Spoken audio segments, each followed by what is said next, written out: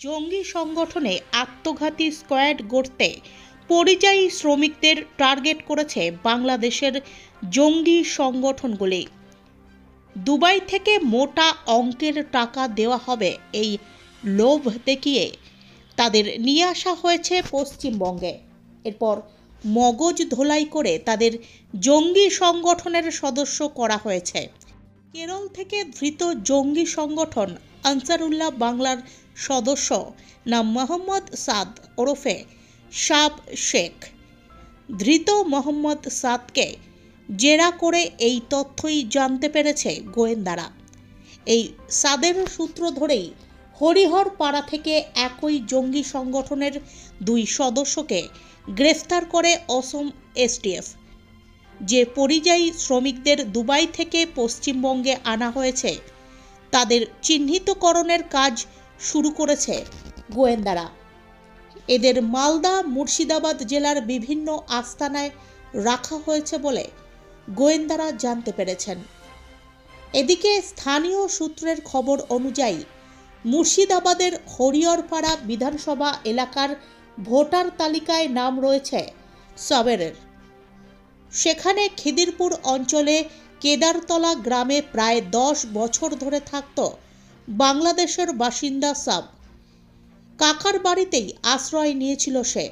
পরে রুটি রুজি চালাতে নওদা থানার পিঁপড়েখালি এলাকায় ইসলামী পোশাকের ব্যবসাও শুরু করেছিল সে।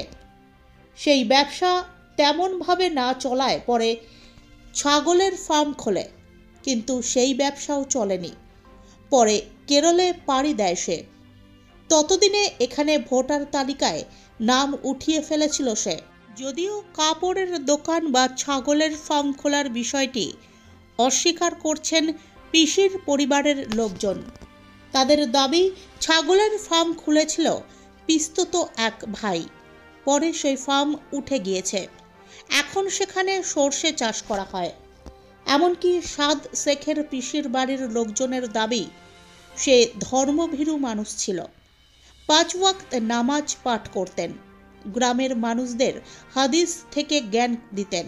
গোয়েন্দারা জানতে পেরেছেন বাংলাদেশ থেকে মুর্শিদাবাদ হয়ে এ রাজ্যে ঢুকেছিল মোহাম্মদ সাবরাদে।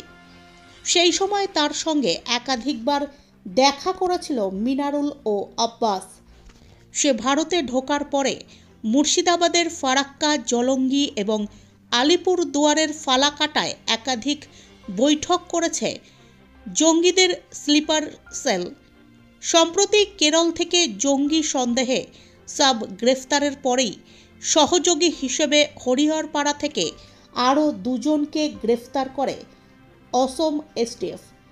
ধৃতদের জেরা করে একের পর এক বিস্ফোরক তথ্য জানতে পারছে গোয়েন্দারা। আর সেখান থেকেই তথ্য উঠে এসেছে জঙ্গি সদস্য তৈরি করতে দুবাইয়ের পরিযায়ী শ্রমিকদের টার্গেট করেছিল ধৃতরা। এই পরিযায়ী শ্রমিকদের অধিকাংশের বাড়ি পশ্চিমবঙ্গের মালদা ও মুর্শিদাবাদ জেলায়। এই কেদারতলায় বাড়ি ওদের, এখানেই মানে ওদের আত্মীয় আছে, এখানে ঘুরতে আসতো, তাই এটাই। ও তো বাংলাদেশ থেকে এসেছিল। হ্যাঁ, বাংলাদেশ থেকে এসেছে। মানে অবৈধভাবে এসেছিল সেটা তো আমরা জানতাম না। অবৈধভাবে এসেছে কি, আমরা জানতাম যে এক দেশ থেকে গেলে আরেক দেশে যেতে হলে ভিসা লাগে বা পাসপোর্ট লাগে, কিন্তু এবার শুনতে পেলাম যে অবৈধভাবে এসেছিল, অবৈধভাবে এখানে থাকতো। এখন জানতে পারলাম এখানে তো আধার কার্ড ভোটার কার্ড সবই করেছিল এবং 2টো জায়গা থেকে। সেটাও জানি না যে ভোটার কার্ড আধার কার্ড কীভাবে করেছে না করেছে, ওটা জানতামও না। আমরা ভাবতাম যে ঘুরতে আসতো, এটাই। এখন তো জানতে পেরেছো এই যে ভোটার কার্ড আধার কার্ড করে নিল একজন বাংলাদেশের নাগরিক, তো সে ভারতবর্ষে এসে ভোটার কার্ড আধার কার্ড করে নিল, কীভাবে করলো, সম্ভব কী করে হলো? ওটা মানে এখনকার টাকা দিলে সবই হচ্ছে, টাকা দিয়ে কোথাও থেকে করেছে হয়তো। আচ্ছা, হ্যাঁ। মানে এর সঙ্গে কি তারা তো কেউ জড়িত আছে নিশ্চয়ই, প্রশাসনিক বলো না, এসবে কোনো কেউ জড়িত নাই। ও কোথায় থেকে টাকা দিয়ে করেছে কেউ বলতে পারবে না, এটা ওই নিজেই জানে। আচ্ছা, হ্যাঁ। আবার ওই সব ডকুমেন্টস দিয়েও পাসপোর্টও করেছিল। পাসপোর্টও করেছিল। এসব অত কিছু জানা নাই আমাদের।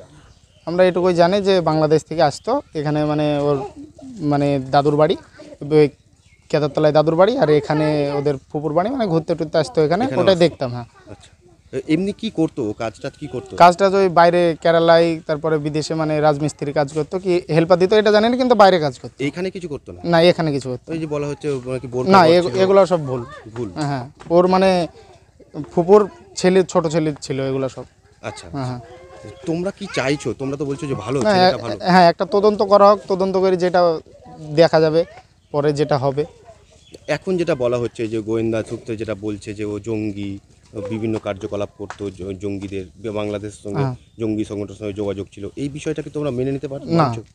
তদন্ত করা হোক, তারপরে দেখা যাবে কি হচ্ছে না হচ্ছে। ওটা তদন্ত করলে জানা যাবে যে ওটা মানে কোনো দোষ নাই ওর, মানে এসছিল বিনা সে এসছিল, এটাই ওর দোষ, এটাই, তাছাড়া ওর কোনো নাই। গোয়েন্দা সূত্রে বলছে যে ও যখন ভোটার কার্ড, আধার কার্ড বানায় তখন কোনো রাজনৈতিক নেতারা তাকে সাহায্য করেছে। না না, কোনো সাহায্য কেউ করেনি, মানে ও কোথায় থেকে করেছে, একটা মাস্টারের নাম উঠছিল, মানে যে করে দিয়েছে বলছিল মাস্টারের নাম, ওই বিশ্বাস পাড়ার ওখানে পল্টু নাম মাস্টারের, ওর নাম উঠছিল। আচ্ছা, হ্যাঁ ও করেছে, মানে এটা একটা সন্দেহ যে ও করে দিয়েছে। ও কি কোনো মানে মাস্টার ছাড়া আর কোনো রাজনীতির না দলের না সঙ্গে যুক্ত ছিল কি? না, ওটা ওরা জানে, আমরাও তো কিছু বলতে পারবো না। মানে আমি এখানে মানে থাকতাম, এখানে আমার বাড়ি, কিন্তু আমি হোস্টেলে থাকতাম, অত কিছু আমি গ্রামের ব্যাপারে মানে কাউকে চিনিও না মানে ঠিকঠাক। কিভাবে দেখেছো তোমরা ওকে? ওই তো আসতো ফুপুর বাড়ি ঘুরতে আসতো, এটাই। আচ্ছা, হ্যাঁ এখানে এসে মানে ধার্মিক মানুষ, খুব একটা ধার্মিক মানুষ ছিল, হ্যাঁ, খুব ভালো মানুষ। ধার্মিক মানুষ, পাঁচ ওয়াক্তের নামাজ হ্যাঁ, পড়তো। নামাজ টামাজ সব পড়তো। তোমরা চাইছো তদন্ত হোক? তদন্ত হোক। কি নাম তোমার? ইকবাল হাসান মন্ডল।